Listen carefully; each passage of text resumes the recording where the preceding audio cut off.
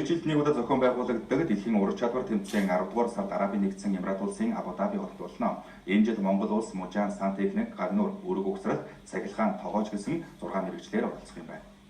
2 жилд нэг удаа зохион байгуулагддаг дэлхийн ур чадвар тэмцээн энэ жилийн 10 дугаар сард Саудын Арабын Эмират улсын Абу Даби хотод болно.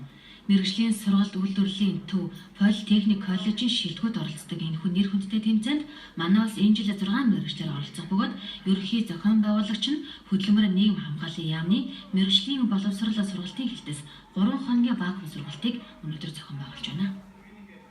Энэхүү гайхалтай тэмцээнд явж байгаа залуучуудаа зориулсан энэхүү сургалтанд GPN группийн зүгээс хамтран ажиллаж байгаадаа баяртай байна. Бид эдгээр залуучуудад 6 цагийн турш илүү бүтээлч байх, илүү сайн багаар ажиллах, өөртөө итгэлтэй байх, мөн тэмцээний үеэр бий болох айдас болон бас бэрхшээлүүдийг хэрхэн амжилттай даван туулах уу, бие биенийг хэрхэн дэмжих үү гэх мэтчлийн зорилготой 6 цагийн хичээлийг орж байгаа.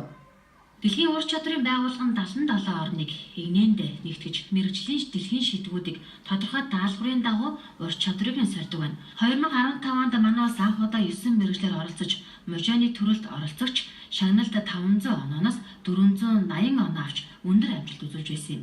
Харин энэ жил Мужаан Сантехник, Гагнуур, Үүрэг угсрал, Цахилгаан, Тогоож гэсэн 6 мэргэжлэр оролцох юм.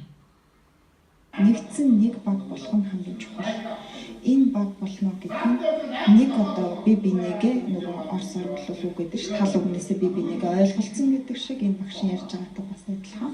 Нэг хэлээр ярьж бие бинийгээ ойлголцож нэгдмэл нэг баг болохын төлөө бид энэ өдрүүдийн сургалтыг хийж зохион байгуулж байна. Дуртай зүйлээ дуртай мэргэжлээ өөрөө орж сонгороо. Сонгосныхаа дараа дуртай зүйлээрээ тууштай хичээж, тууштай зорилготой байж тэгээд энэ амжилт гаргаж болдгийн байх шүү гэж хэлмээр байна.